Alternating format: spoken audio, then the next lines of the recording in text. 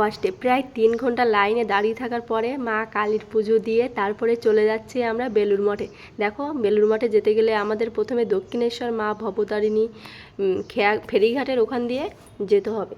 তো এখানে একদম গঙ্গার পাশে, একদম হাওড়া ব্রিজের পাশে, কত সুন্দর পরিবেশ, কি সুন্দর পরিবেশ, এত সুন্দর লাগছিল কি বলবো, ভাষায় প্রকাশ করা যাবে না। তো যাই হোক, অবশেষে চলে আসলো আমাদের লঞ্চ, কারণ ওই লঞ্চ করেই আমাদের বেলুড় মঠে নিয়ে যাবে।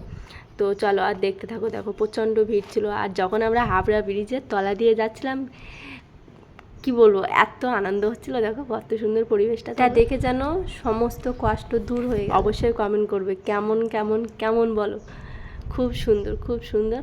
আর সত্যি এত আনন্দ আমি কখনো পাইনি।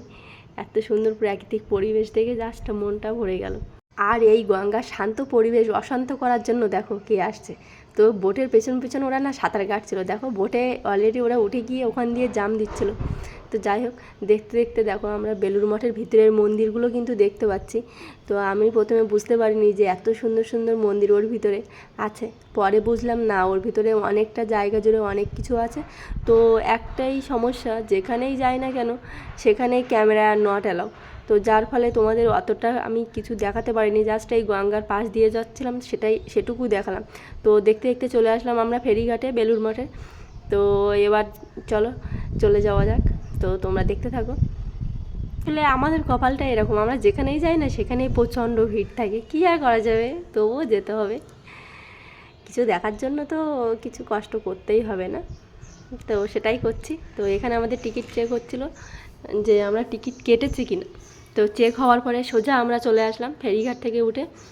সোজা চলে আসার পর খুব দ্রুত হাঁটছিলাম। তারপরে দেখো এখানে একটা বোর্ড টানানো আছে, বেলুড় মঠ যাইবার রাস্তা। তো সেদিকে আমরা চলে আসলাম। তো এবার চলো। তো এখানে গিয়েও লেট, জানো তো, এখানে গিয়ে আমরা যখন গিয়েছি তখন দেখি না 3টে বাজে। তো এখানে 4টের আগে গেট খুলবে না। তো সেই 3টে থেকে আরও 1 ঘন্টা চুপচাপ ওখানে দাঁড়িয়েই আছি, চুপচাপ দাঁড়িয়ে। তারপরে ভাবলাম আর দাঁড়িয়ে থাকবো না, এবার হাঁটবো। তো বন্ধ আছে, তো কী হয়েছে, তো আমরা দেখেই আসি যে কী অবস্থায় আছে। তাই জন্য আমরা আবার এগিয়ে গেলাম। আমার বরকে বললাম তুমি তাড়াতাড়ি এসো, আমরা দুজন গিয়ে দেখে আসি। তো তাই জন্য আমরা দুজন এগিয়ে যাচ্ছিলাম। আর আমার তো খুবই শোচনীয় অবস্থা, সারাদিন না খেয়ে কষ্ট করে। তারপরে দেখুন ওই লেখা আছে বোর্ডে যে ফটো তোলা নিষিদ্ধ। তো তারপরে ওয়েট করে করে প্রায় 2 বছর পর গেটটা খুললো।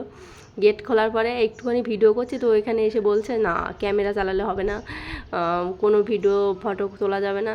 তো বললাম ঠিক আছে, তবুও একটুখানি যেটুকু করে নিয়েছিলাম সেটুকুই তোমাদের সাথে পোস্ট করলাম। আর খুব খুব সুন্দর জায়গা, ওখানে গিয়ে আমরা সত্যি কোথাও ঘুরতে পারিনি, খুবই কষ্ট হচ্ছিলো সারাদিন। মন্দিরের ভিতরে, দক্ষিণেশ্বর মন্দিরের ভিতরে প্রায় 3 ঘন্টা লাইনে দাঁড়িয়ে পুজো দেওয়ার পর আর কোনো এনার্জিই ছিল না যে ঘোরার। ওখানে অনেক ঘোরার জায়গা আছে, দেখার জায়গা আছে। এটা হলো রামকৃষ্ণ পরমহংসদেবের মানে ঠাকুর ঘর, যেখানটা আমরা পুজো দিই। আর এটা হলো, আমি মার্ক করে দিয়েছি দেখো, এটা হলো স্বামী বিবেকানন্দ ওই ঘরটাই ধ্যান করতো আর ওখানেই দেহত্যাগ করেছিলেন। তো ভাবছিলাম আমি একটুখানি ক্যামেরা নিয়ে সবাইকে দেখানোর চেষ্টা করবো, কিন্তু আমাকে ক্যামেরা নিয়ে উঠতেই দিল না, বললো ক্যামেরা একদমই বন্ধ করো, ক্যামেরা বন্ধ না করলে এখানে প্রবেশ করা যাবে না।